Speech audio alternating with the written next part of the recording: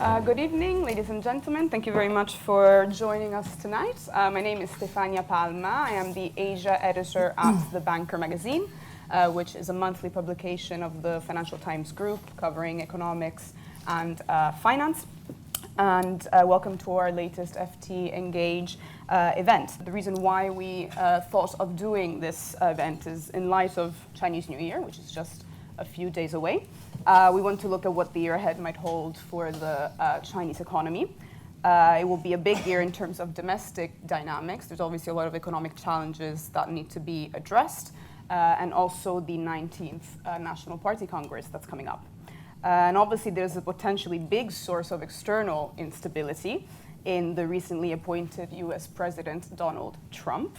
So the question is, how will Sino-US relations develop from here?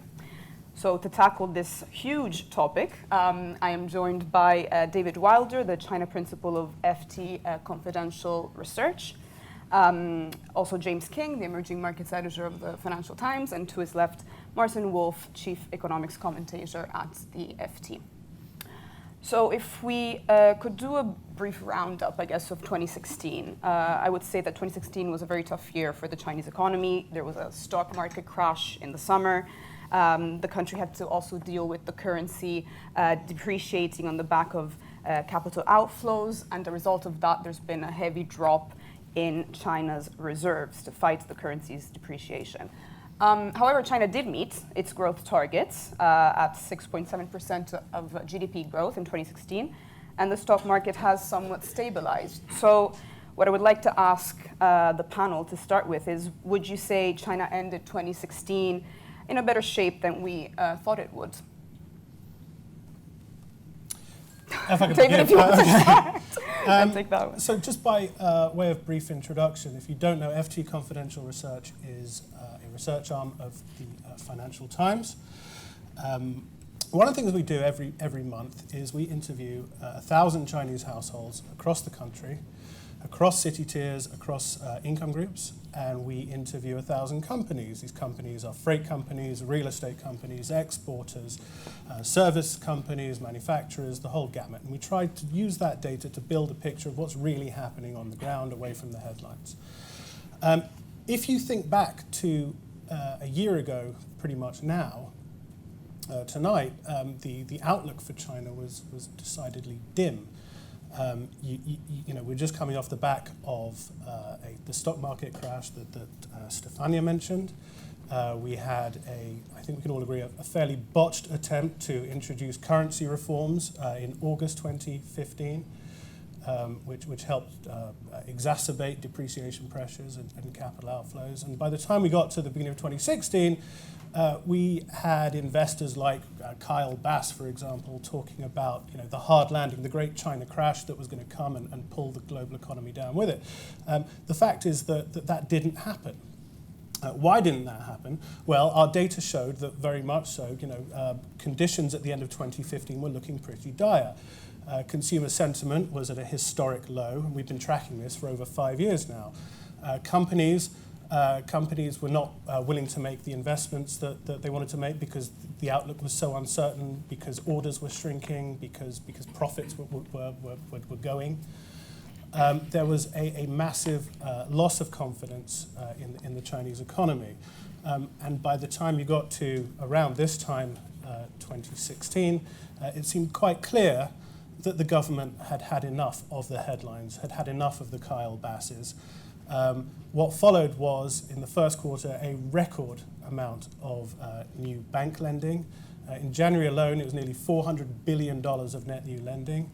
And what followed was very much a stimulus drive driven by the housing market, which has for a long time been the tool with which the government can adjust short-term growth rates. To the extent that the government set a growth target in 2016 of between 6.5 and 7%, meaning at least 6.5%. And by the end of the year, we had 3 straight quarters of 6.7% growth and 6.8% growth in the final quarter of 2016. And this was largely thanks to the housing market and this massive boom. I don't know if the rest of the panel wants to comment on how 2016 ended for China, if it was worse or better than you expected. Do you want to go, James? Okay. I would Be the just. last word. Okay. Well, first of all, let me just say Happy Chinese New Year to Yes. everyone, and particularly to the Chinese people in the room. I'm always sort of struck by the changing of the Chinese animal in the zodiac, and we have a rooster this year. And every year, I notice that the Chinese find something positive to say about whatever animal it is. And so, if you're wondering what the rooster means, then it means hardworking, loyal, and is something that can do things under its own impulse. In other words, it wakes up every morning and proclaims the dawn simply because it's happy to be here. So I think it sounds like a pretty good year. I was checking something written in Hong Kong about what kind of a year this would be for investors, and they said it would be a year of stock picking, or if you like, stock pecking. But as to the Chinese economy's performance in 2016, I think the point that I would make is that it looks very stable on the surface. In fact, it looks eerily stable. For 3 quarters of 6.7% growth, and 1 quarter at the end of 6.8, just to vary the numbers, I would say. But that's not the important measure of the Chinese economy. The important measure is what is happening beneath the GDP number. And that's, I think, what we're going to be talking about mostly on this panel. Because what is happening beneath the 6.7, 6.8 number is really, really earth-shaking, and I believe will shake the Chinese economy, probably not this year, but in the future, and will also shake the world when it does that. So we'll get onto that later. Exactly. Martin? Okay, so let me I'm not going to talk now about what I think is the long-term growth challenges of China and the rebalancing challenges of China and the debt problems of China. I'm going to ignore all of this, as I'll just talk, because presumably we'll come to that. I'll just talk about last year. I have no idea what the growth rate of China was last year, and I don't think I really care. Except that obviously the announced numbers are in line with government targets. Well, what a surprise. Would have never thought. Of course they are. Of course they are. Heaven help the officials who didn't ensure that that was the case. They would not be around anymore. So, of course, they hit their targets. That's not very interesting. So the first question is, what was the growth really? I don't know. Nobody does. There's quite a lot of research on the relationship between actual growth and the announced growth figures among economists. And I would say that over a very long period, they tend to be not that distant, but over any reasonably short period, they can bear fairly little relationship to one another. More important, I think, and this is a really important issue, is to understand that particularly, I would actually say since the early 2000s, but even more strikingly since 2008, the relationship between GDP growth and the growth of the welfare of the people, which is really what matters, has become pretty sketchy.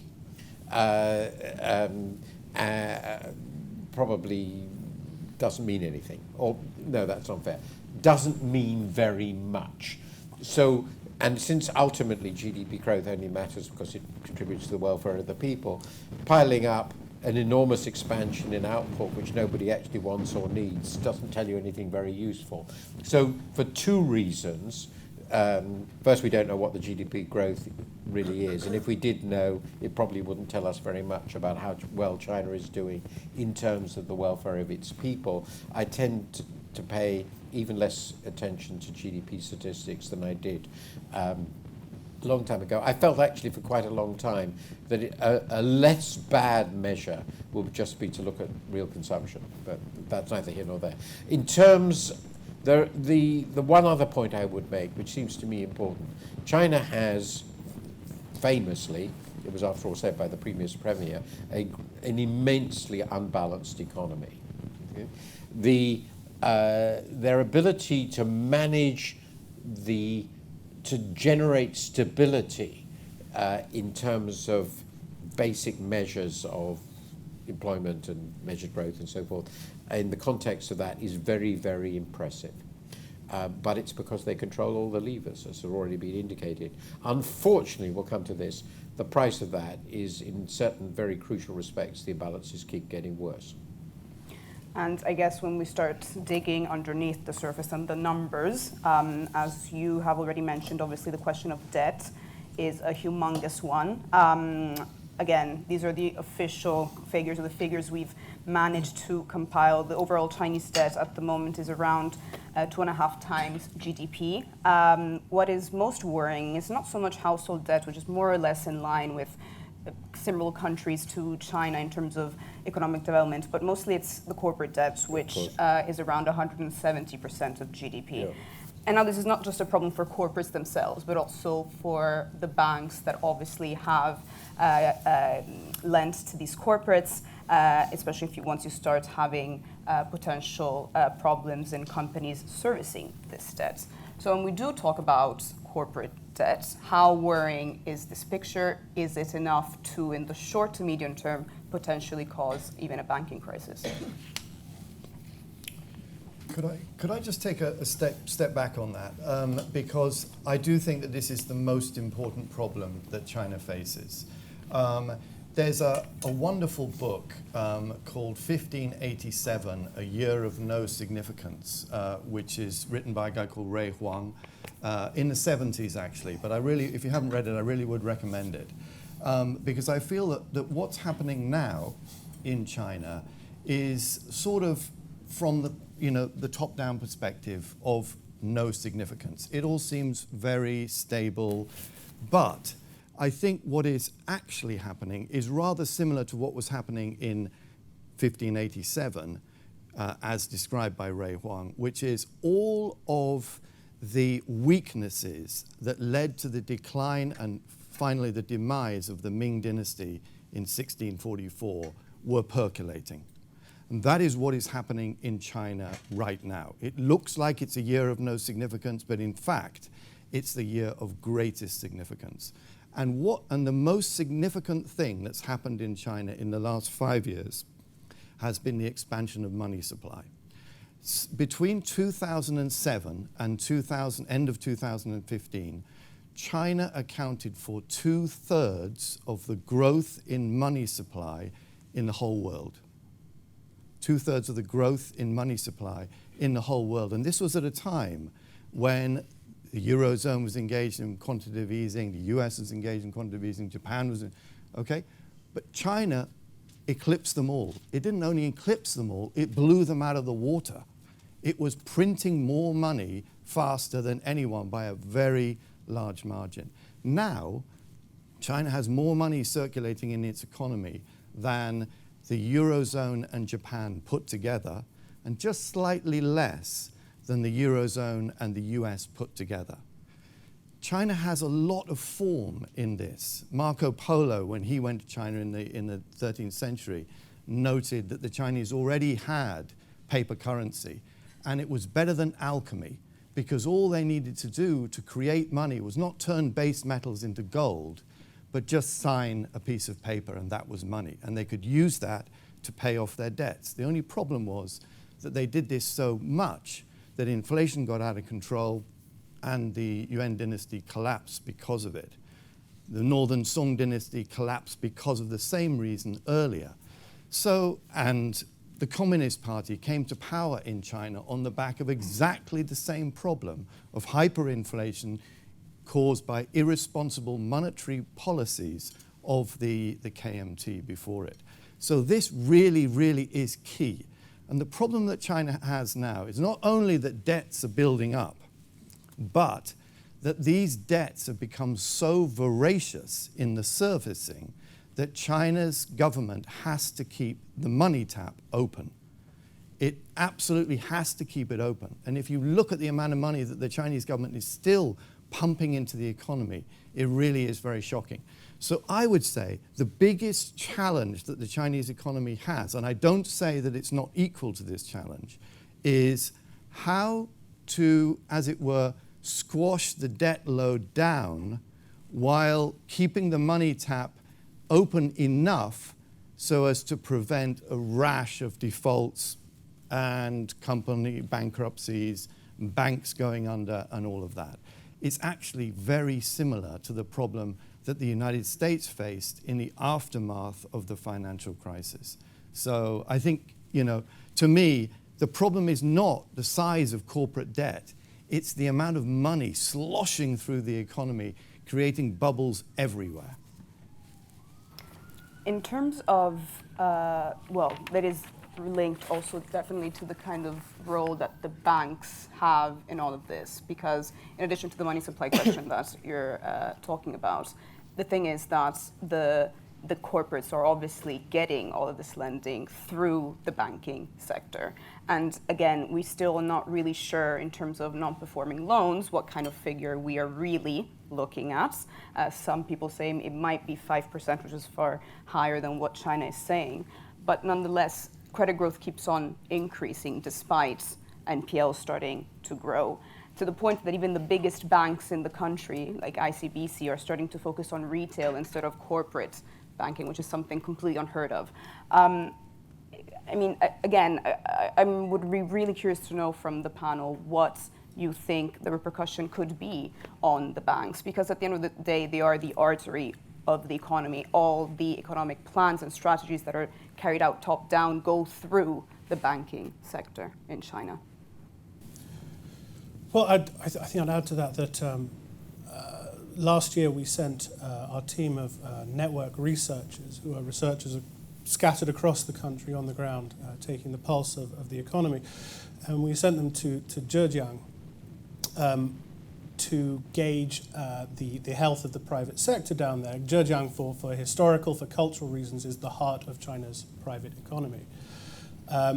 And what these guys found, they were on the ground for a few weeks there, what they found was essentially a conspiracy of silence between the companies and between the local government and between the banks about this debt issue, about the need to not recognize the fact that bad debt was building up, was growing, but was being avoided only because it simply wasn't being recognized. And this was local government policy that orders went out to the banks explicitly telling them to roll over debt. Now that's one province in China, and if you imagine that across the country, the bankers that we spoke to down there, we have an NPL ratio at I think barely 2% officially. The bankers we spoke to down there estimated the NPL ratio was in actuality around 15%. And so I think that gives you the fact they were willing to tell us this gives you some picture of what's going on the ground. I think actually that 15% has been mentioned by others, including the IMF. So that will give you a sense of the hit to the banking system. Were all of these bad loans recognized? Were the liquidity that James talks about withdrawn?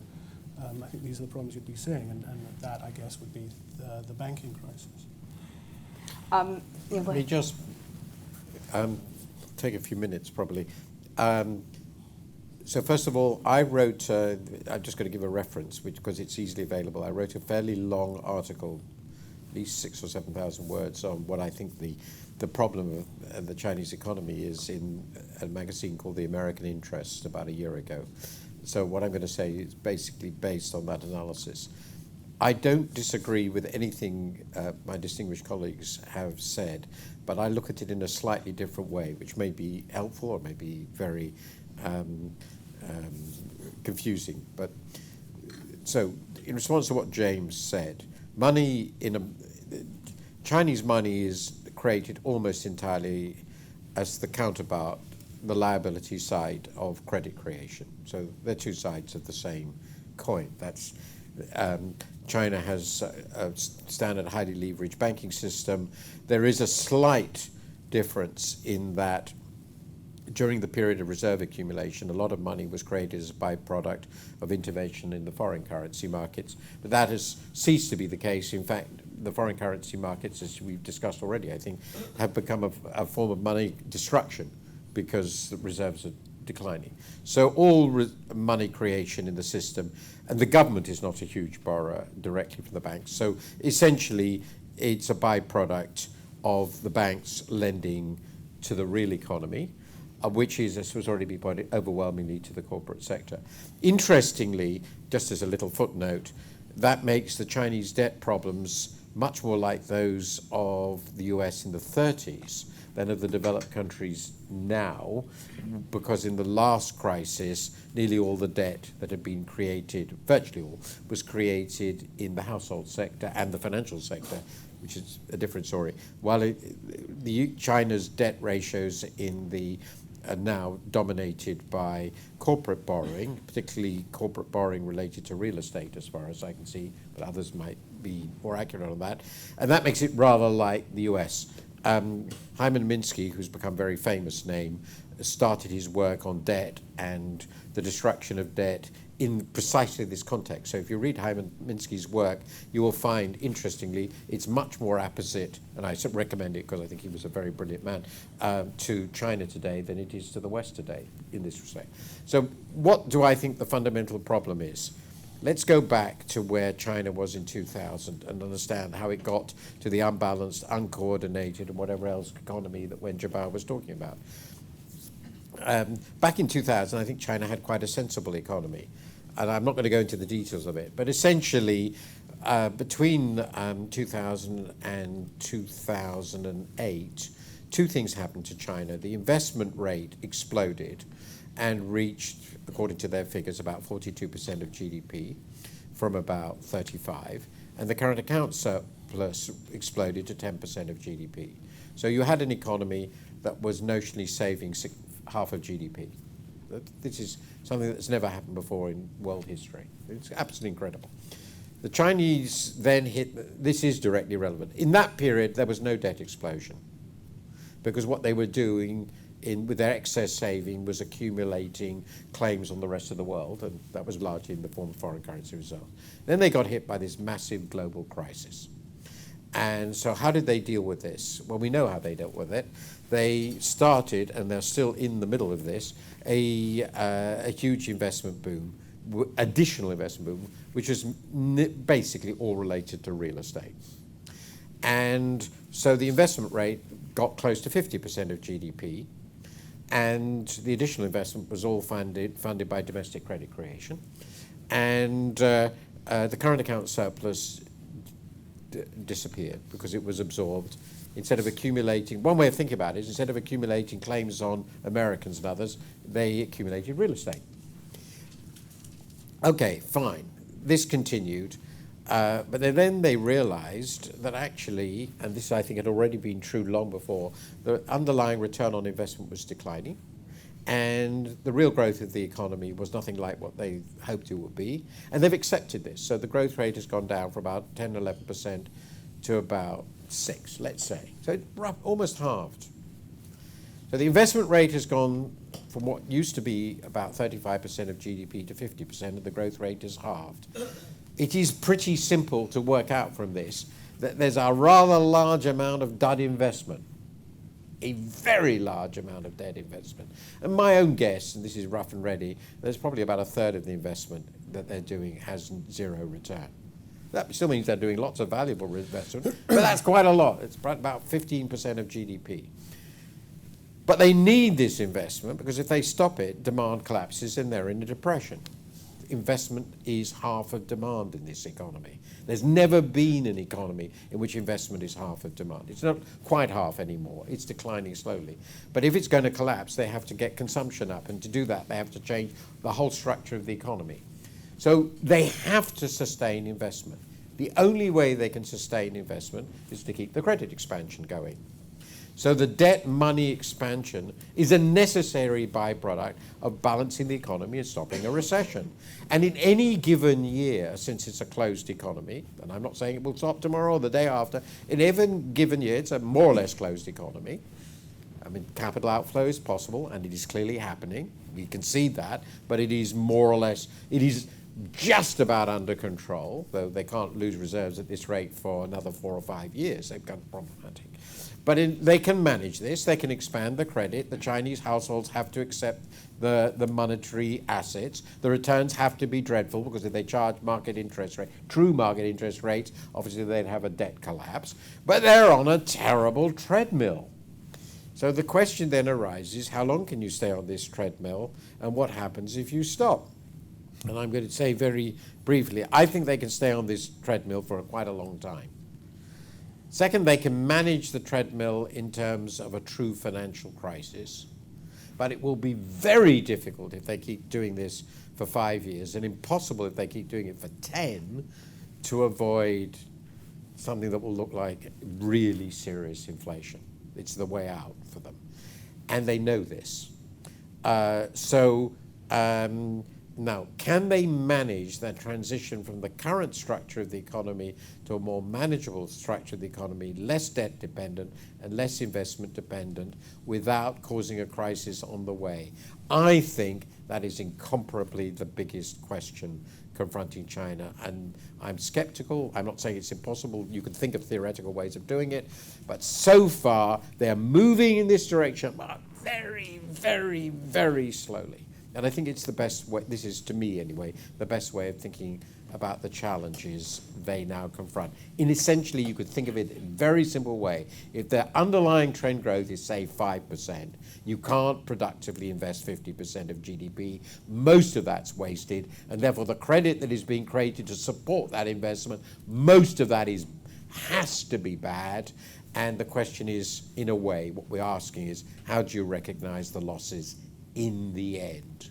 There's still a viable economy under there. Of course there is. Very much so. But there are incredible quantity of losses being accumulated over time, which at some point will emerge, and nobody knows when and how.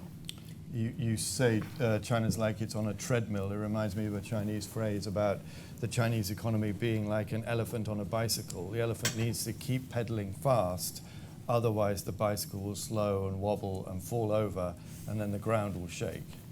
Yeah, that's a good metaphor. In terms of getting this elephant to keep on going, obviously a big part of transitioning to a new economic model is obviously transitioning to a model that is more consumption-driven, as you have stated.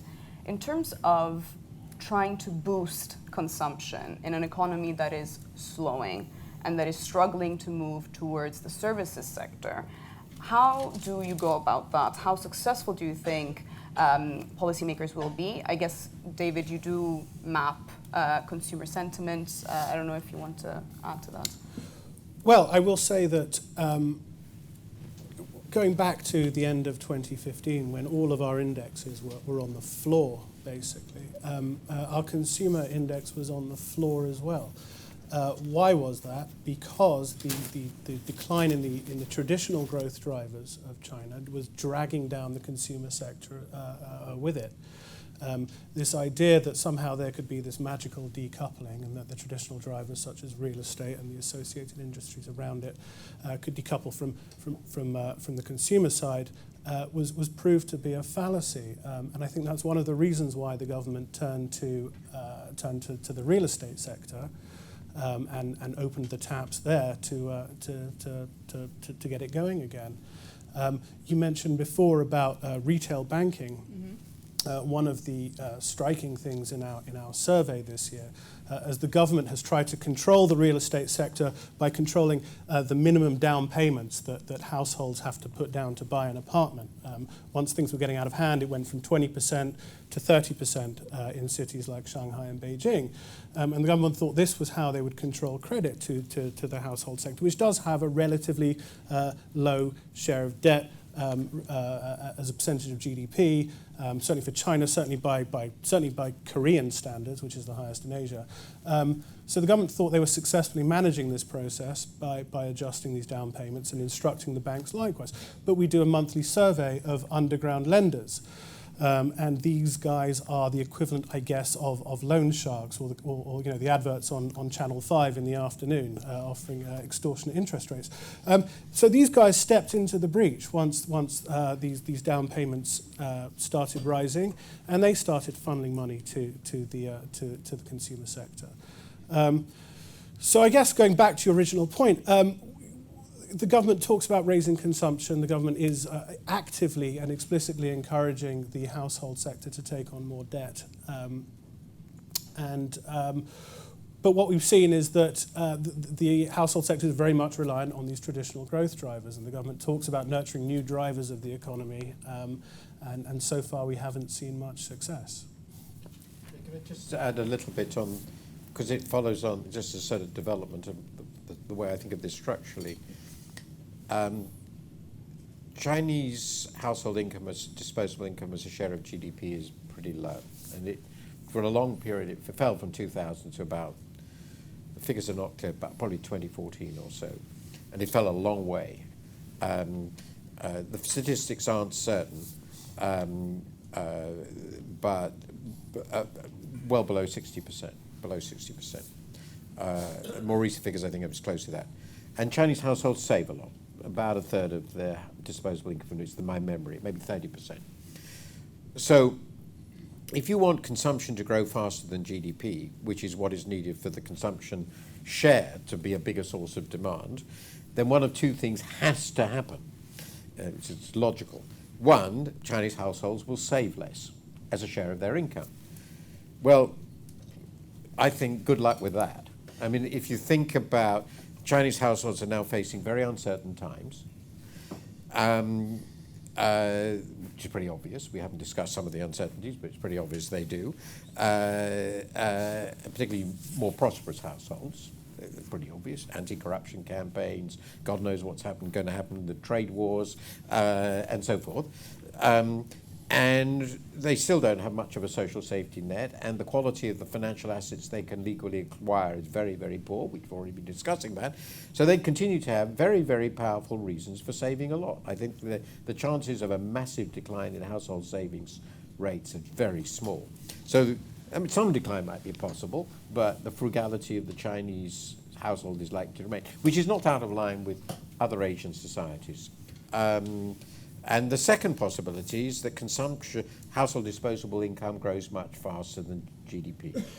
Obviously, the debt policy, which has just been discussed, would work through the former channel.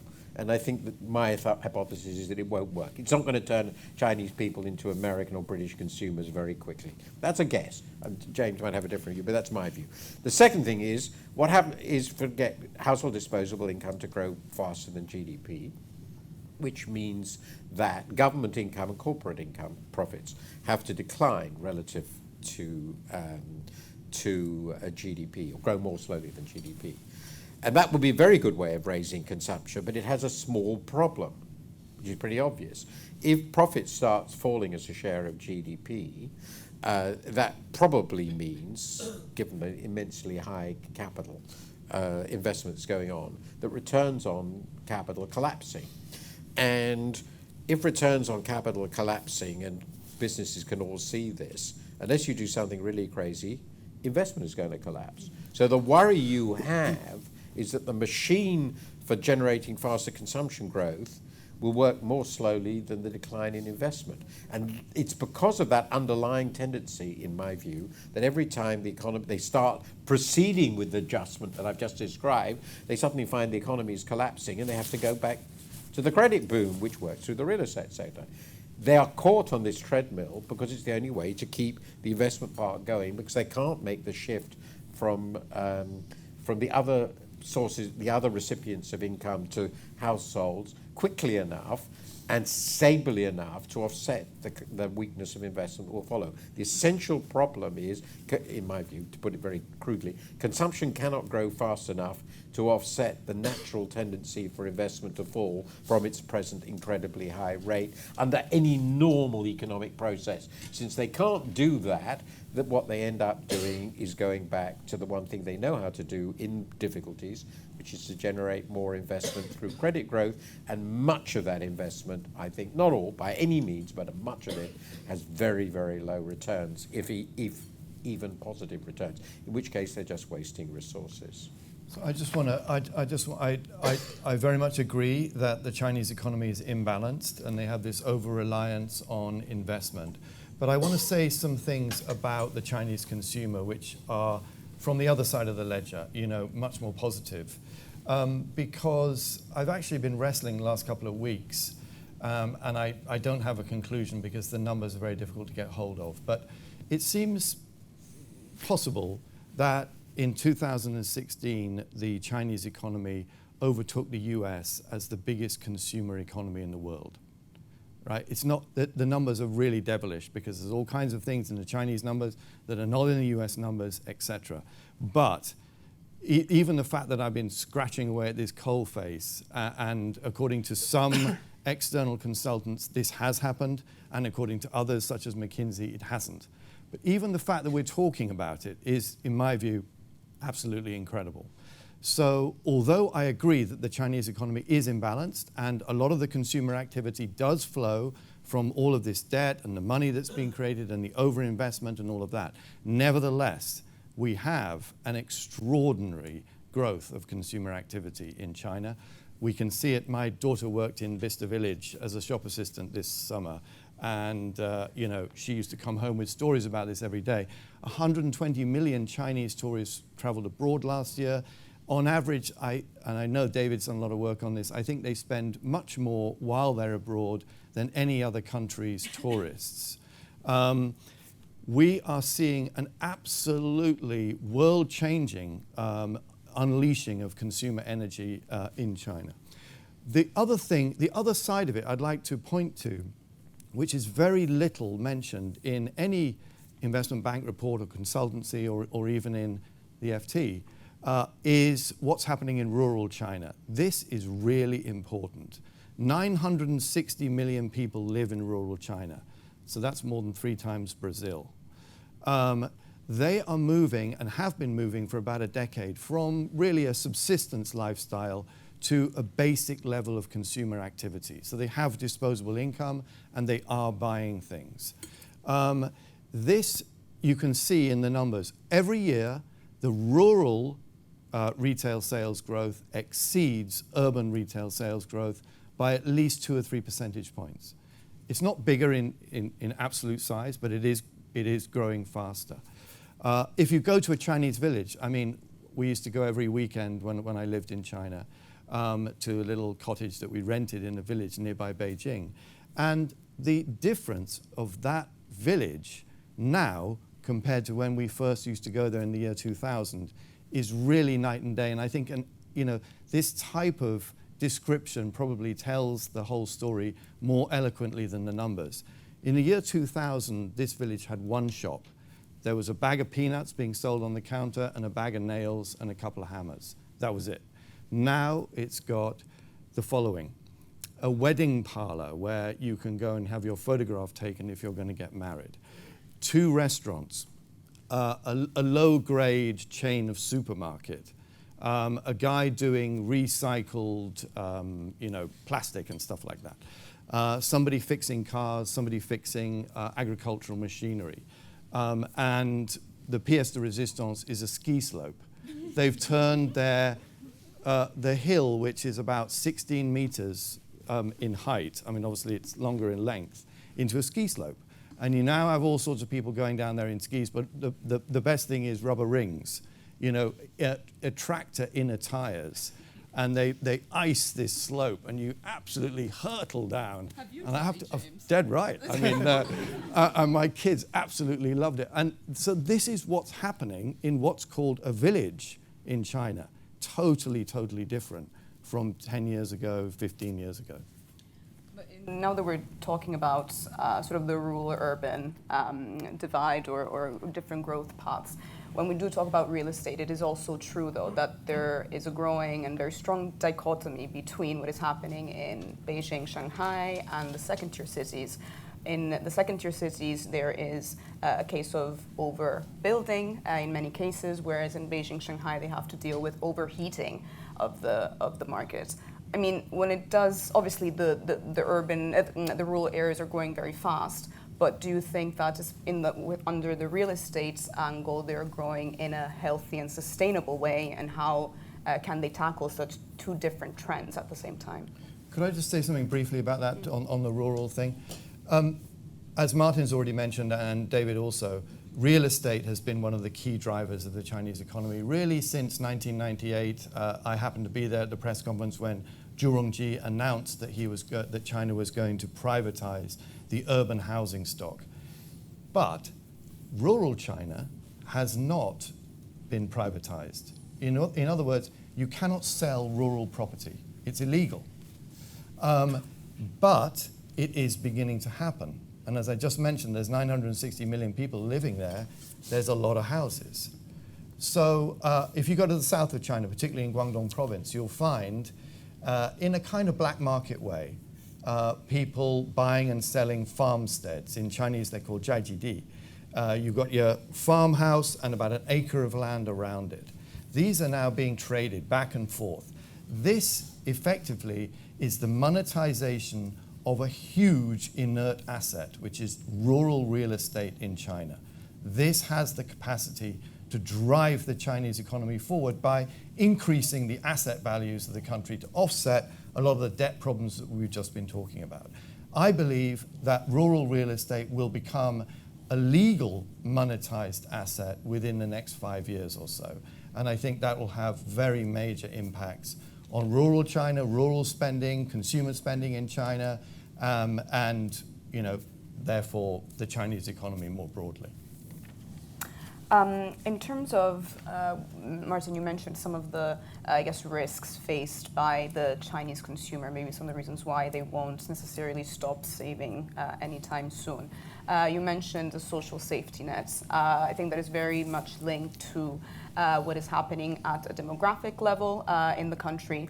And obviously what we're seeing now is on the back of this, obviously the one-child policy, there is definitely a problem of aging population, at the same time a shrinking labor force, and just not enough ways to sustain the aging population. Obviously, the one-child policy has now become a two-child policy. But in terms of the costs and challenges that the economy has to face when it comes to dealing with both an aging population that is not being supported on a wide scale from public services, but also a shrinking labor force, how do you address that as a Chinese economic policy maker? Well, I think that so the numbers, I guess, are that at the moment, or in 2010, 8% of China was over 65. And by 2050, that number will be 26%. And the UK equivalent is, I think, around 17, 18% in 2010, up to 24%. So you can see that China is going to get older much quicker than the UK, perhaps not as quickly as Japan. I think it's fair to say that the government is unprepared for this. Obviously, they are thinking about it, but if you look at things like, for example, spending on healthcare, which goes back to Martin's point about the savings rate and the uncertainties that Chinese households are facing, per capita spending on healthcare has doubled to, I think, 5.5% of GDP from around 3.5% of GDP 20 years ago. It's kept up with other Asian countries like Korea and Japan almost, but it's certainly in absolute levels is far below that. And so the government is now talking about it. They're talking about developing a proper pension system. They're talking about, the insurance companies are growing. Life insurance is becoming, life insurance cover is becoming deeper, or certainly broader in China. But I don't think that they're ready for such a long-term challenge. And I think that they too often, the government, going back to this policy idea, too often just gets taken up with the short-term challenges, a lot of which I think comes from the fact that they fix these growth rates that they have to follow. There are a number of questions. Here are lots of things I don't know. I have a hypothesis, which is worth nothing, but it's my hypothesis, that the change in the one-child policy will make no difference whatsoever. That is to say that it is now redundant. that China is now at a level of income and urbanization. People may, and I'd be interested with the other view, in which fertility rates naturally converge on what you might call the East Asian level. So if you look at the societies which are similar around them, South Korea, Japan, Hong Kong, basically we're talking about fertility rates of close to 1. And that's a decision obviously made by emancipated or relatively emancipated women, and I see no sign that they're going to be any different. So I suspect that we're not going to suddenly see a huge upsurge in fertility rates.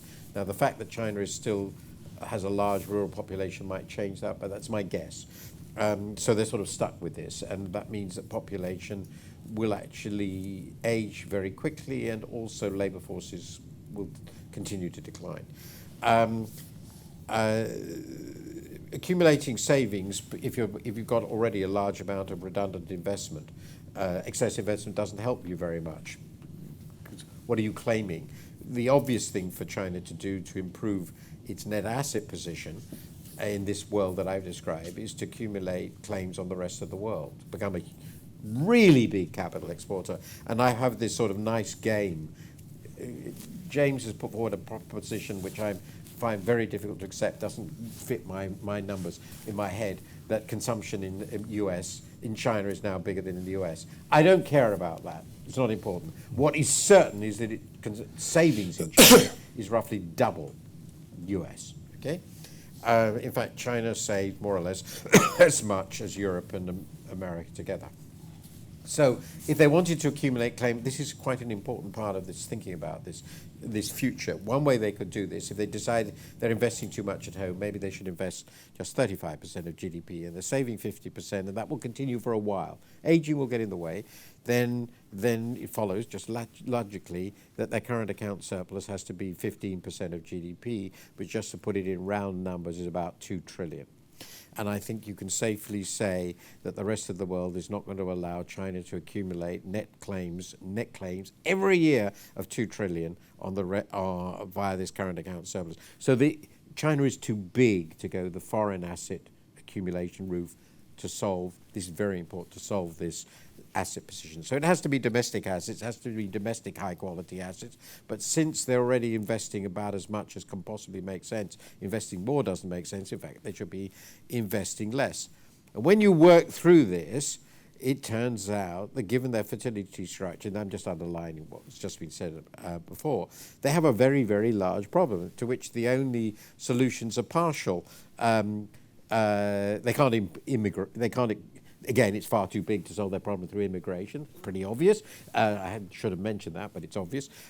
So basically, Chinese people have to keep on working, and they will probably end up with the oldest labor force in the world. Fortunately, the current younger people are probably going to be healthier in old age. They're fairly healthy. Maybe that will work. But there's no doubt, if you think of the standard ways of dealing with an aging population, a rapidly aging population, more or less, apart from just working incredibly long lives, they really do look rather blocked in the Chinese case because of its size. Because therefore Singapore, for example, Singapore has been running a current account, so I can't remember, about 15% of GDP forever. It has immense foreign claims. It has these huge wealth funds. But who notices? It's Singapore. They can do whatever they like. China can't pursue Singapore's policy. Yeah, go ahead. I was going to say that the latest population stats came out, and 45% of the children born last year were the second child of parents versus 30% in 2013, which tells you, I guess, that the removal of the constraints of the one-child policy That's more than I expected. That's have encouraged to some extent, but they're certainly far short of what the government was expecting. So the fertility rate that might end up at 1.5 or so? Yeah, but I think 2.1 is the... Oh yeah, 2.1 is replacement. So it's sub-replacement, but it's not as bad as one. Population. Probably many of them will be rural, wouldn't you think? Yeah. Yeah. But I think there's also a societal aspect to this, right? Because obviously if you've pursued a one-child policy for decades, it also becomes quite ingrained in the family structure that one aspires to, not to mention, especially in urban areas, raising children is extremely expensive, especially when you start talking about And school space fees. is very expensive. Space is very expensive. So again, this might be another rural-urban dichotomy. I would be Who knows? surprised if it weren't, because in rural areas, historically, additional children are valuable because they're workers, you can control them. They can take You care know, of the children. famous stand, this is not to China, but the shift of children from being an investment good to a consumption good coincides more or less with a shift from a rural to an urban society. That's been true in all the Western countries, and surely it's true in Japan, and it's the same process. I'm always a bit confused when I think about this whole demographic issue in China. But one thing I'd like to throw into the discussion is robots, because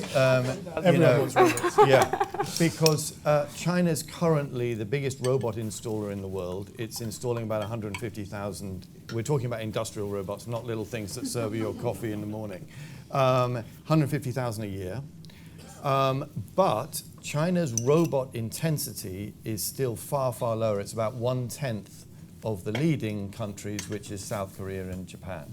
So what I'm really saying is that China has many, many more years, maybe a decade, of ability to install robots at this very fast pace before it begins to get robot saturated, whatever that may look or feel like.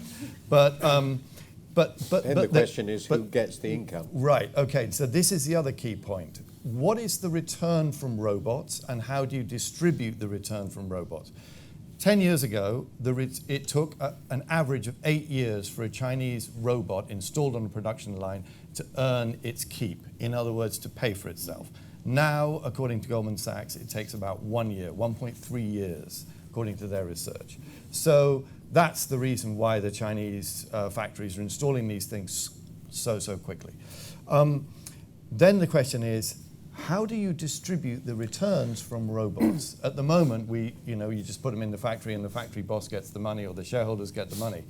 But isn't it possible that in the future they may have a more enlightened system that we may also follow over here in the West of, well, because people have been put out of work by robots, perhaps the work that robots do should pay for us to sit at home and play computer games or whatever it may be.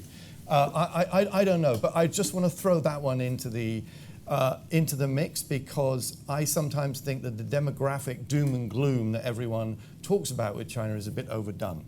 I think the robots may actually save industrial China from the labor shortage that people tend to talk about. There might be a robot tax coming in at some point. Well, China, I should perhaps add, it's maybe another way of saying that, I mean, a lot of how difficult it is for them depends on how successfully they grow, if the economy grows over the next 20 years. It's still a relatively poor country. The GDP per head measured at purchasing power parity in China is a little over quarter US level. So Japan is 70%, right? Korea is about 65 or so. So you can see they've got a long way to go. The more income they have, the more potentially surplus income they have to redistribute. It is a socialist society of a strange kind. And so having that, taking away the surplus now would really be hard, and tax ratios are very low. But that could conceivably change if they continue to have, let's say, genuinely 5 or 6% growth. I think it's unlikely over the next 20 years. That would make all these problems much, much easier. I'm aware of time, so I would just quickly like to talk about the National Party Congress that is happening before breaching the Trump subject. In terms of the... I saw heads all in depression, yeah. I think we're all trumped out, aren't we? We had it up here. I know. And he's just started. It's just started, James. So, in terms of the National Party Congress, obviously, in terms of the president and premier, according to political analysts, it's very unlikely that they'll be going anywhere. But I was wondering if you have thought about what could happen in terms of other positions, in terms of reshuffling in the party, and also in light of the fact that a figure like Lo Jiwei, the finance minister, was replaced quite prematurely, and which I guess was quite surprising considering that he was... quite a shock. Exactly, because he was To such me, an anyway. outspoken reformist. He was he was Very really surprising. driving the transition, I guess, economic transition of the country. So I was wondering what's your thoughts or experience? Well, I'll have a stab at it. This is sort of crystal ball I know. gazing, but I mean, I think most people think that Xi Jinping will I think perhaps this conference, which takes place in November, will be the one where people realize that Xi Jinping has no intention of retiring. And basically, you know, how that happens, all of the permutations are up for discussion, but he is the strong man. He is not going anywhere. You know, you'll see in the Constitution that a Chinese president can only serve 2 terms, but there's nothing in the Constitution about a Chinese general secretary of the Communist Party, and there's nothing in the Constitution about the head of the Central Military Commission, how many terms they can serve. And given that those 2 posts are the posts with real power, it doesn't really matter whether or not he's president after the 5-year term that starts in November this year. So I think that's the first thing. Okay, you're just head of the Bridge Commission. Wasn't well, that what that's right. Deng Xiaoping was? Deng Xiaoping, remember, he was the strong man, the paramount leader in China, and his only official title was head of the Chinese Bridge Association. That's right. Right? So all of these things can be finessed. But I think the key questions for this party congress will be the extent to which Xi Jinping keeps the technocrats on the levers of power.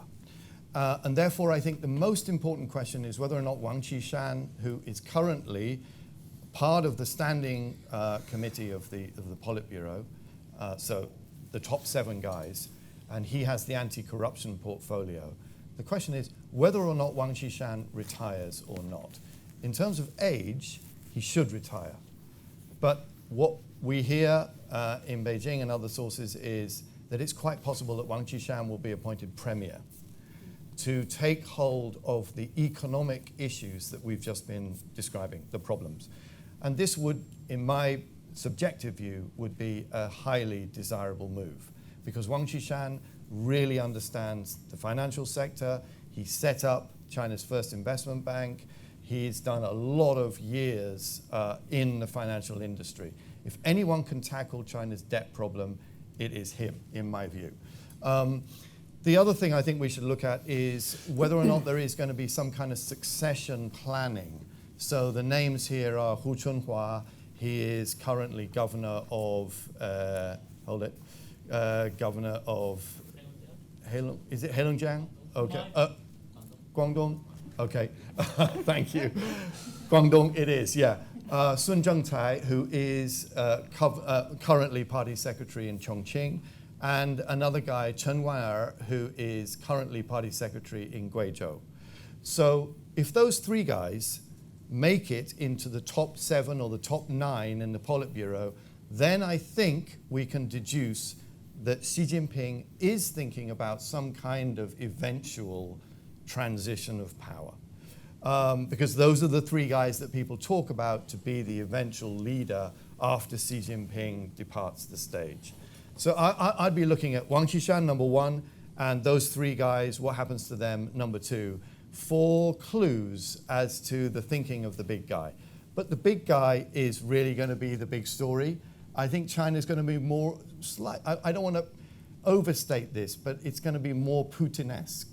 You know, it's not going to be as crazy as Russia is sometimes, I don't think, but basically it's going to be what Xi Jinping says goes. And I guess that links up to also the strong anti-corruption drive. Martin, you were alluding to that earlier on. Essentially, I think you actually did write a piece, Martin, about that. And my question is, in terms of the kind of approach that Xi Jinping has had to handling the party, is the hardline party that he aspires to, is that compatible with the structural changes that China needs to undergo in order to sustain economic growth? I think that's, and here I'm completely outside my sphere of confidence, which of course as a columnist has never really worried me, but there are things feel I know quite a lot about. But Xi Jinping to me is a real riddle. So, and I've talked to lots of people who I think are more knowledgeable than me, which is not difficult, to put it mildly. He's obviously collected in his hands more power than anybody since Deng, at least, and some say even since Mao. James can comment on that. So the question is, what is it for, and what will he do with it? I had some friends, including Chinese friends, who thought he was acquiring the power to accelerate reform. I haven't seen the slightest sign of that. From a reforming point of view, I would say overall, we can go into the detail. I mean, despite lots of wonderful rhetoric and good documents and so on, it seems to me this has been a fairly disappointing period since he got into power. We didn't expect much with Hu Jintao, but we expected more, hope for more, and I think it seems to me very little has happened. The emphasis has clearly been anti-corruption, discipline, reasserting the primacy of the party and reasserting asserting his control over the party and asserting the party's control over everything else. So, and my own view, for what it's worth, is that these are two horses you really can't ride at the same time. It's not impossible to do a lot of reform with a strong party. They did that in the 90s. Zhu Rongji was clear. To my mind, there's no doubt at all, absolutely zero, that the one really serious reformer in economics that China has had since Tiananmen was Zhu Rongji. I mean, he was in a class of his own. Everything that's happened since was the consequences of his determination and brilliance. There's been nothing like that since. Li Keqiang has obviously been, from this point of view, if he had the power, or Li Keqiang and Xi Jinping together, very, very disappointing on a whole host of points we could discuss. And I don't see any reason to suppose, it's not impossible, but I see no reason to hypothesize that this will suddenly change. And I think the anti-corruption program in this context is obviously brilliant politics, but it doesn't change the system. It's a reflection of the system. Indeed, in some ways, almost a substitute for changing the system. So I tend to the view at the moment that I would need a lot of evidence to convince me, and I go regularly and I talk to all these people, that they are seriously going to reform things. They have reformed some things, taxation, local authority finance. They've done some quite important things. But big stuff, really I mean, on the state enterprises, they're going backwards. That's my perception. I don't know what my colleagues think. I'm afraid I'm getting a lot of frantic waving from Yes, the back. we We have to go to Q&A. I might slip in a Trump question in the middle of that, if I can. Apart from starting a trade war, Trump will mean nothing. And here is where we end the entire debate. A question all the way in the back. Hi, good evening. Just in terms, there was a good anecdote about Beijing. I've got one regarding the robots. A friend of mine worked for Coca-Cola 2 years ago, close to Shanghai, and he was putting the brand new factory. So Coca-Cola wasn't really expanding anywhere else, but in China. And of all the Coca-Cola factories, they have the least amount of people in the world in the ones in China. Literally a handful of people. So that goes along with and feel free to use that. I'll be looking for that. Okay. But just, I've got a question that really relates to Trump. Selfishly, I lived in Taiwan for a couple of years, and my daughter was born there, although she doesn't look Chinese, so unfortunately she doesn't have a Taiwanese passport. But I'm very interested in Taiwan, and it was very interesting with Trump and how he likes to stir things up with speaking. Yeah. So I was just wondering what your views are on the whole Taiwan issue, because I think it was interesting in terms of it made other people realize how big an issue it is. So, any comments? I have to say, I've been rather flummoxed by Trump. You know, I mean, I spent weeks kind of scratching my head trying to work out whether Trump believed everything he said, or whether he was building up negotiating capital in order to play it against the Chinese and win concessions later. And I've read loads of stuff, and I really haven't been able to sort of see which way I think he's going to turn. But my guess is that his core constituency is, as he said, you will never be ignored again, to the people who've been left behind in the States by globalization. To me, that is Trump. That is the policy that really makes sense, and I think that's what he's really going to pursue. So if we telescope out of that to other issues, such as Taiwan, I wouldn't be surprised if this is an attempt to build up a negotiating position which he can then graciously surrender to the Chinese in return for something else. And I've also noticed in his tweets, he doesn't seem to compartmentalize things. So he's quite happy putting in a trade issue next to a strategic issue.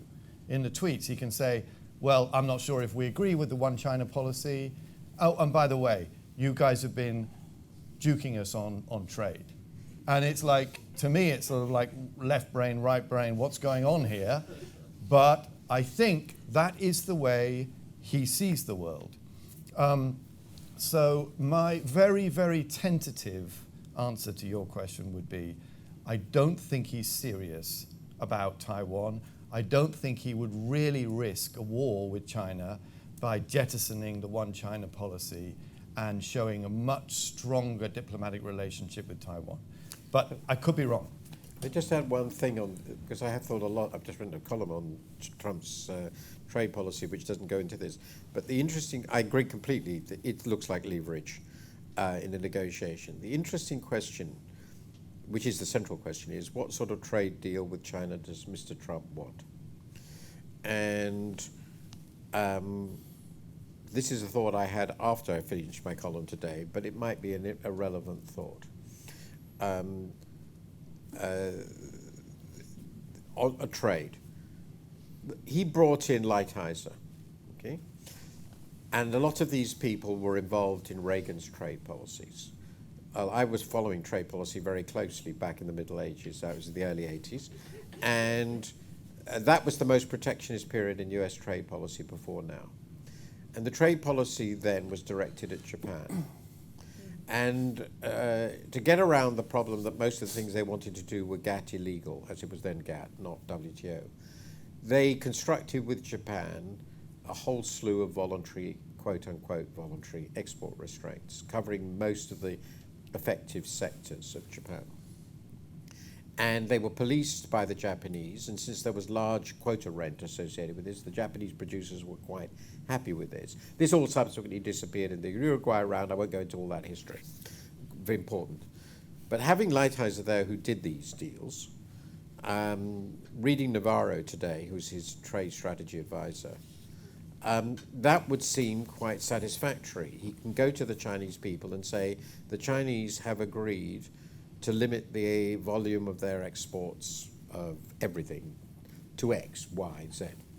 And then obviously the growth will be capped and the incremental growth to the US. Let's assume that if that's what they wanted, the only alternative, it seems, they can't get an exchange rate deal with China at the current situation because that forces them to use up the reserves faster. There's no way they can do that. And imposing a massive tariff on China, just on China, really does launch Armageddon. And Armageddon looks really unpleasant. I've gone through this with a few of my Chinese friends two of the Chinese friends in Davos who work on this. So that looks like Armageddon. The question is, would the Chinese do voluntary export restraints? And here I had a discussion. So this is really interesting. I haven't thought this through. But with a very good friend of mine who's a trade expert in the United States, I discussed it last night. And his argument is Trump would like it, but China is not Japan. And the Chinese, I think, would feel that being treated like Japan, given they are a world power of enormous potency, would be just too humiliating. So the really interesting question is it possible for two essentially equal countries, increasingly equal countries, to do deals the way Trump thinks he can do deals? And I suspect the answer, particularly with Xi Jinping, is no. That's why Xi Jinping delivered the speech last week, because he's not a fool and he understood what it's about. And we are really quite likely, and I think Taiwan is not the focus here. I tend to think, unless there's a mistake, but I really do think a trade war between these two countries, given what Trump has been saying, and I think he means it, I've talked to some of the others, is really quite likely. We should not ignore the possibility that this is going to happen, because Trump is, to put it bluntly, a fool, and and his advisors are complete fools. And on this matter, what China will do, I think they are, and I think the Chinese will not back down. And also, what I wanted to ask you briefly is if it would get harder, let's say, for China to access the U.S. markets. I mean, they're the biggest sellers of, it's the main export market for them. I mean, would a market like the U.S. ever be replaceable for China? Are we ever going to get to that point? There is not a replaceable market, but it is important to note, very important, though it's a very important market, we're all clear, but the importance of exports, the Chinese economy has shrunk very, very rapidly in the last 10 years. It's much less open than it used to be. And I think they might say, okay, our export growth is going to be very slow, but we expect that anyway. Domestic demand will compensate. We can compensate to some degree with other markets. They can't compensate with Europe because it's stagnant. But of course, the US market remains very important. Okay, next question, please. Maybe also here at the front, or yourself and then closer to the front. Thanks. The first is, if I think about... If you could maybe stick to one, just because we're okay, very, sure. very I'll stick to the first one then. Thanks. If I think about credit growth, and it's switched from being corporate credit growth to being local government and household credit growth, and a lot of that is in local currency. So I do think China can support that, but then the question is on the currency and specifically on capital controls. And I think my question is, what is your thought on the risk of endemic capital flight? And how do you think about that? Because if I think about the average middle class household, I don't think that, if I think about capital flight, I think about, I have no future in this country, I'm going to get all my money out. But I don't think the average household in China thinks about their own country that way. And maybe it's because they've controlled the political and social discourse and the media. But I think that the average household still has a lot of confidence in their country, even though maybe the elites are something different. And maybe because the elites control so much of the wealth, that still becomes an issue. But I'm just curious how you think about this question. If I can, I would certainly, as far as urban China is concerned, I think I would disagree with you on the notion that there is this all-encompassing confidence in the system. We do twice a year we do a survey of urban households asking about capital flows and where are they investing overseas. Once a month we ask households two simple questions. How much of their savings are in Forex, and in a world without capital controls, how much of their savings would be in Forex?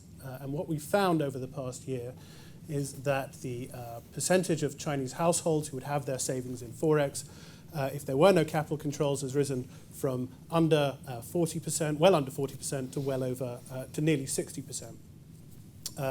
And our biannual surveys of households asking about why they are investing overseas, the number one reason is to hedge risk, to hedge their risk that the Chinese system proves less stable than the government portrays it. And so I think what you've seen in terms of the government's imposition of capital controls, and perhaps up until this most recent round of tightening, the government could argue these aren't new capital controls, we are just tightening up existing controls, we're closing loopholes. But I think what you've seen since December is actually an imposition of new capital controls to stop the money flowing out, is to a large extent a reflection of this concern that households are going to be taking their money and leaving the country. For a long time, the narrative had been that the currency's weakening, that FX reserves are falling, that capital's flowing out because this is Chinese companies paying down their dollar debt because they could see what the Fed was doing. But according to that process, it really should have run its course by now. And the fact that you're seeing the capital controls being imposed, the fact you're seeing such depreciation pressure, will tell you that there are other forces at work. And we think that a lot of that's to do with the household sector. Can I just add two very quick? I've held the view for a very, very long time that capital controls cannot be lifted. They just cannot be lifted. And I could go through many, many reasons for this. international and domestic, but this is a part. So I think we should assume that they will not only not be lifted, they will be tightened. Outflow controls. And we should be very grateful to China for that, because if they weren't, the global consequences would be devastating. And I've written this many times. So that seems to me central. The second point I want to make is it is a mistake to think domestic currency credit isn't a problem. I think that's implied in. I think you understand this, but it's really crucial to understand this. A very, very simple-minded way of thinking about this is if you have too much foreign currency debt, you default, and if you too much domestic currency debt, you inflate. And that doesn't mean a financial crisis. It doesn't mean it's tomorrow. But if at the current rate they end up with debt ratios to GDP of, let's say, 600%, I promise you that it'll end up with inflation.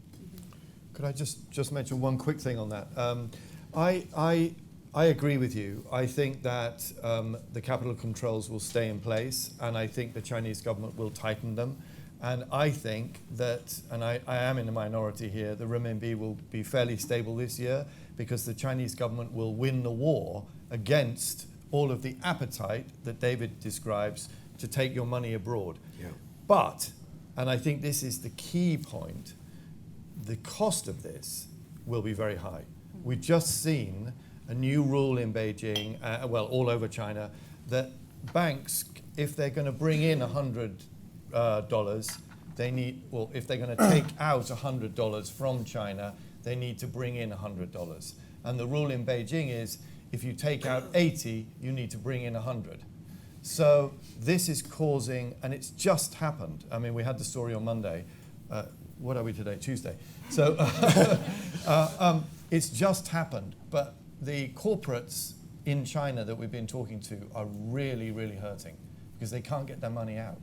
Can I say one more thing, though? I think the term capital flight is slightly misapplied here. When you think of capital flight, you think of Suharto's Indonesia at the end of the 90s, where you had massive outflows, which ultimately toppled the financial system and the political system.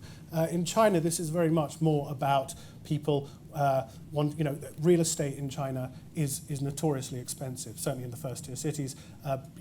We've been doing a survey recently on Chinese investors into Thailand, where you can buy a nice two-bedroom apartment in Phuket for the cost of half a kitchen in Shanghai. And so we talk about the money leaving China. You talk about capital flight, that suggests panic, and I don't think this is panic. That's not necessary, and they have China has unbelievably high liquid assets in the household sector for an emerging developing country. They just want to diversify their assets. Yeah. I just met a Chinese investor this morning who's investing in Birmingham, and she just exactly what David said. She said, "Hey, I said, are you finding many investors want to invest in Birmingham?" And she said, "You can buy a bed in Beijing for a two-bedroom apartment in Birmingham. What's not to like?" Yeah. Which would be in Birmingham. I didn't say that. Years from Birmingham. Thank you. I just wanted to come back to the Congress and the outlook for the economy more broadly. So from what you were saying earlier, you're seeing President Xi as a sort of a hard man, not a reformer. So what's the outlook for the economy then? Does it carry on sort of grinding slowly down and the balance is getting worse, or is there some other outcome? In my view, the emphasis this year is on complete stability ahead of the 19th Party Congress. But I think what people are really quite concerned about these days is what happens then. So if you talk to investors in the city and others that invest in China-related assets, they've almost kind of written off 2017 as the year of no significance. It's just going to be stable. But they are increasingly terrified about what might happen in 2018 because China has these big problems and it needs to deal with them. And every scenario of dealing with them has collateral damage. So I think that's what people are focused on. Let me give you what I think is the best quote on this ever produced by a wonderful economist called Rudi Dornbusch, who died 10 or 15 years ago, I can't remember exactly, who was a great expert on Latin America, German economist working at MIT, and he made the remark that when a financial crisis is coming, You can see it. It's an unsustainable process. It will go on for much longer than you imagine. And when it comes, it's much quicker than you can conceive of. And that's how I see this. If nothing changes, I think this could well go into the 2020s. I mean, it doesn't seem to be at all impossible. But if the current trends don't change, then at some point it becomes unmanageable. It might be 2025, and that's like James's story about the Ming dynasty. I'm not making. Now the point is, lots of Chinese people know this. They are very, very brilliant people. They're very well educated. They know that this isn't a sustainable path. The difficulty is getting off it. To do that, they have to do a lot of very difficult things. And at the moment, I don't feel that Mr. Xi is showing much sign of wanting to do them. If I could just speak in defence of the General Secretary. Why not? Well, look, so Are you applying for an interview? I am. So I've sent them my CV. I'm waiting for the callback. On March the 5th this year, at 9 o'clock in the morning in Beijing, in the Great Hall of the People, Li Keqiang is going to walk out and he's going to announce the annual growth target for 2017. And this growth target is meant to send a message right through the provinces, from the provincial capitals right on down to county level and below, and tell them this is what the growth will be this year. And for years and years and years, that has been the growth. If the government said 8%, then the growth was not less than 8%. In 2016, the government came out and they said the growth will be a range. It'll be between 6.5 and 7%. Why 6.5%? I think because they worked out that they have a plan to double GDP by 2020, which means they need 6.5%. And that's why you've seen this massive overinvestment that Martin and James have been and I have been talking about. That's why you see a lot of the problems, I think, in China, is because they hold to this growth rate. And this story popped up on the wires a few weeks ago that came out of an internal meeting in China. And that story said that President Xi Jinping is willing to give up the growth rate in 2017. Now, it might not sound like a huge... So there will be no target? There will be a target, but if they fall short of the target, he's comfortable with that if that allows the government to get on with dealing with... Now, you can be cynical about it. God knows, we should be. But if they do hold to that, if there is any sign that they are willing to hold to that and to give up the idea that the economy will not grow at 6.5 and it might grow nearer 6, then perhaps that can give us some cause for optimism that China is going to make the very, very difficult changes that it's delayed making for so long. It's just a small... Then it's the elephant on the bicycle. It's the elephant then might... Yes. Okay. The bicycle falls over. To go for the last question, depending on how... Maybe if we can do this side first. Yeah, here. Thank you. Would you give your perspective 9 of the Standing Committee of the Politburo? You mean who's going to be in it? And what portfolio will they hold, possibly? Wow. That's certainly not mine. I have absolutely no idea whatsoever. Over to you. Is there an answer? I want to get rid of this hot potato. Not Donald Trump. I really don't know. I really don't know. I'm not even going to guess. I've read plenty about it, but I think the only thing I would say is what I said before about Wang Qishan. I think it's possible that he will be premier. And Li Keqiang, people say he will be chairman of the National People's Congress. I don't know if that's going to happen. And then the rest of them, we don't even know if it's going to be 7 people or 9 people. There should be, there is said to be 5 people retiring out of the current 7. But as I just mentioned, I don't think Wang Qishan will retire. And I have doubts whether Zhang Gaoli will retire. So I think 3 will retire. And so there'll be 3 new coming in. And if those 3 new coming in are Hua Chunhua, Chen Wan'er, and Sun Zhengcai, then I think we're talking about a succession scenario. And if they're not, if they're people that we don't recognize as being successors to the great leader, then I think we're talking about a Xi Jinping carries on until the sunset scenario. Yeah. Okay. That's the best I can do, sorry. Maybe what really matters, the way I think about this, which I do ask people, is I don't think it matters. What matters, I mean, the last point about the successors, I've got a very strong view that there's not the slightest chance that Mr. Xi Jinping will leave. But the question is, who influences him? Who does he actually listen to? That seems to me the most interesting question. Very interesting We question. might have to go for the very last question because I think we have to leave physically at 8:30. So Remain in spirit. exactly. Oh, yeah. Yes, very quickly. What do you think will be the impact of Trump election on the global governance? With that, I mean IMF and Asian Infrastructure and Investment Bank. What will be the balance in the future? Wow, this is a really big one. Well, the AIB will not be affected, that we can be reasonably sure about, since the Chinese certainly control it. I think the way I'm thinking about this at the moment, and I've only really just started thinking about it, is that it's a competition between two forces in the personality of Donald Trump. One, his interest in global governance is, on a good day, 0, and most of the time negative. So he doesn't care at all. He's made it pretty clear in his inauguration speech that he is only concerned with America against the world. Global governance to him is an empty set. It either does exactly what he tells it, or it interferes. And if it interferes, he's going to ignore it. So I suspect the first point is he doesn't care. And the second point is, but he does care if anything happens that appears to lower the prestige and position of the world, of the IMF, of the US in the world, because he's about making America great again. And when was America great? In 1950. So from his perspective, that's why he wants to bring back all these steel mills and cotton textile plants. And I mean, he's really got a very, very, he is a reactionary in the true sense.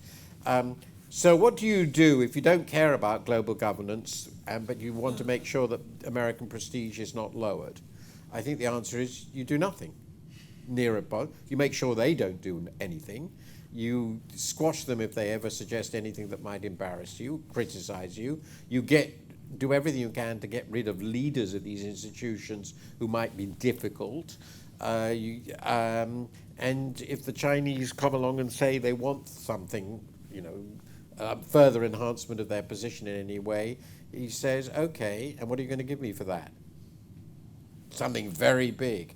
So my guess is global governance over the next 4 years, possibly 8, if we're really lucky, will go nowhere on anything. It will be completely ossified, and the institutions of global governance will be completely ignored, which has happened It happened in the first term of Reagan. People tend to forget that. The second term, this was the influence of James Baker, a man who really saved the world. I really think James Baker saved the world in the 80s. Much underrated I won't go into all that, but how much difference he made to the world. The reason we have the WTO is because of him. Why we had the Uruguay round. And there are lots of other things. He brought them back into the international institutions, and Reagan obviously respected him. Well, by then, after this assassination attempt, he was relatively unhealthy. Then under George W., the first term game was a disaster. We all know that. It was dominated by the war in terms of global governance. And then under Condoleezza Rice, it came back. Maybe the second term of Trump, he will be satisfied with, I don't know what he will have done. So I expect a statue of Donald Trump in gold somewhere on the Mall. I'm rather like Saddam's statue in Baghdad, something like that, and then he will go away and leave sensible people to run it. One of the problems is he doesn't have that many sensible people in his administration. There's no James Baker. But anyway, global governance, nothing. I'd just like to say quickly that because of this, there is an opening for China. Yeah, indeed. And this is what Xi Jinping was saying at Davos. However, in my view, China will be a very different type of globalizer from the United States. Of course. And I think that is something that we are going to be observing for another 4 years. And it's perhaps a topic for another session. By the way, there is one point that's made that happened today. The US, in its insanity, has withdrawn from TPP, which it created. It created to trade modern trade arrangement in Asia, excluding China. All the concessions in TPP were given by other countries because the US is already very liberal. So drawing from TPP is nuts from the American point of view. Everybody in America knows this.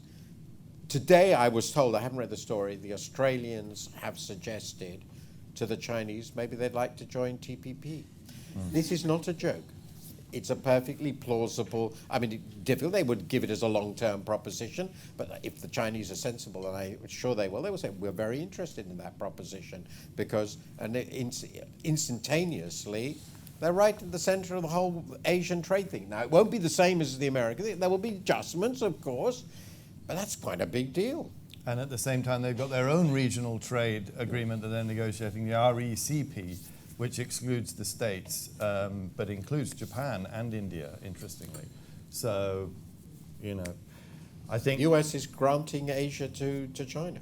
Absolutely. They've already had, also all the policies, you know, you can say what you will about the One Belt, One Road, but at the end of the day, there's a massive trade and investment side to that. Sure. So they already have done their homework. They're ready to jump in. I'm afraid we'll have to go because I think we really have to leave the room. But thank you so much to the panelists, yourselves, and Happy New Year. Happy New Year, Twyla.